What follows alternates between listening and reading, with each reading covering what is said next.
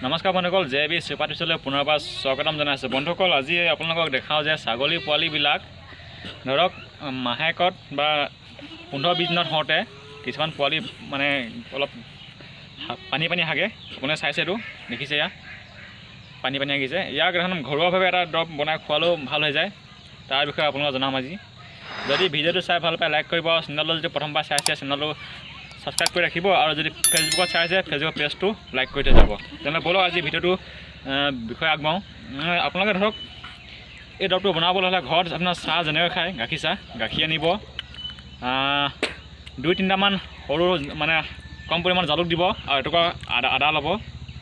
এইখিনি সম্পূৰ্ণ আপোনাৰ চাহ বনোৱা ষ্টাইলত বনাই ল'ব, যেনেকৈ চাহ বনাই শেষ হোৱাৰ পিছত আপোনালোকে আৰু তাত এটা দৰৱ বা আৰু এটা দৰৱ মিক্স কৰিব লাগিব। সেই দৰৱটো আপোনাক দেখুৱাইছোঁ কি দৰৱ মিক্স কৰিব লাগিব। ব'লক ফটাফট আজি চাহখিনি বনালোঁ। আপোনালোকক দেখাবলৈ এতিয়া আনিছোঁ চাওক, এইটো গাখীৰ পেকেট আনিছোঁ, এটা সৰু গাখীৰ পেকেট লৈ আহিছোঁ। কাৰণ ছাগলী পোৱালি এটাইটো এনেকুৱা বৰ্তমান হাগিছে, পানী হাগিছে গাখীৰ বেছি খোৱাৰ কাৰণে আৰু গাখীৰ ডাঠ হোৱাৰ কাৰণে।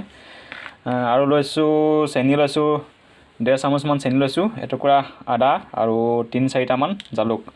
এইখিনি মই এতিয়া জালুক আৰু আদাখিনি মিহি কৰি আপোনাৰ চাহ বনোৱা ষ্টাইলত বনাব সম্পূৰ্ণ। মই এনেই চিম্পুল দেখাবৰ কাৰণে সৰু গাখীৰ পেকেট আনিছোঁ, এইটো সাধাৰণকৈ। সেইখিনি ফটাফট এতিয়া মই মিক্স কৰি চাহ বনাই লওঁ, তাৰপিছত আপোনাক খোৱা দেখুৱাম। আৰু চাহত আৰু এটা লাষ্টত বস্তু মিক্স কৰিব লাগিব, সেইটো আপোনাক দেখুৱাম কি মিক্স কৰিব লাগিব। আপোনালোকে ভিডিঅ'টো শেষলৈকে চাই থাকিব।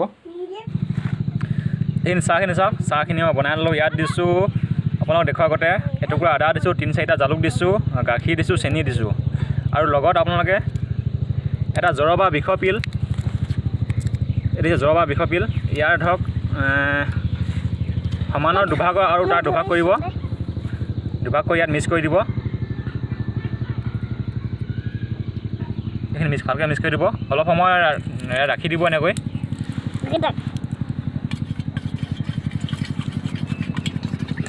মই ইয়াক কালি খোৱালোঁ, কাৰণ ভিডিঅ'টো নবনালোঁ, আপোনাক প্ৰমাণ কৰি দেখুৱাওঁ যে এইটো ভাল মানে কিমানটো কাম কৰে।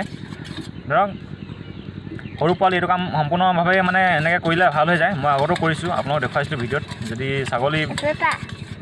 আপোনালোকৰ যদি ছাগলী হাগিছে বা পাতল পায়খানা কৰিছে, আপোনাৰ ঘৰুৱা দৰৱ ব্যৱহাৰ কৰিব। আপোনাৰ ভিডিঅ'টো শেষত চাই ল'ব, ভিডিঅ'টোৰ তলত ডিছক্ৰিপশ্যনত লিংক দিয়া হ'ব, তাৰ লিংকটো চাই ল'ব আপোনালোকে।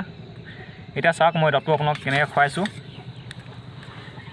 এইটো 2.5 ml হয়। আপোনালোকে এইটোৰ পৰা 2টা ড্ৰপ খুৱাব।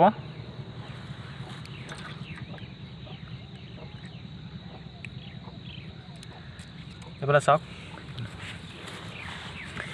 পোৱালিনে ধৰি ল'ব লাহেকৈ।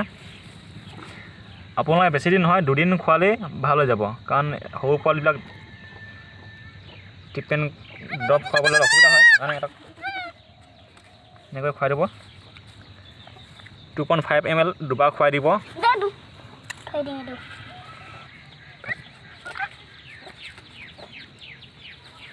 চাওক এনেকৈ আপোনালোকে সৰু চিপছ লৈ কিনি খুৱাই দিব। বেছি নোখুৱাব, সৰু পোৱালিক 5 ml মান খুৱাই দিব।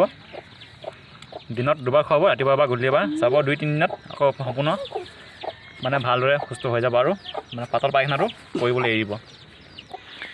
মই এনেকৈ খুৱাই দিলোঁ, আপোনালোকে চাব এনেকৈ খুৱাই দিব। 2-3 দিনমান যদি খুৱাই দিয়ে কণ্টিনিউ, সম্পূৰ্ণ ভাল হৈ যাব। কাৰণ বেলেগ ধৰণৰ ট্ৰিটমেণ্ট নকৰিলেও হ'ব। যদি ভিডিঅ'টো চাই ভাল পায় লাইক কৰিব।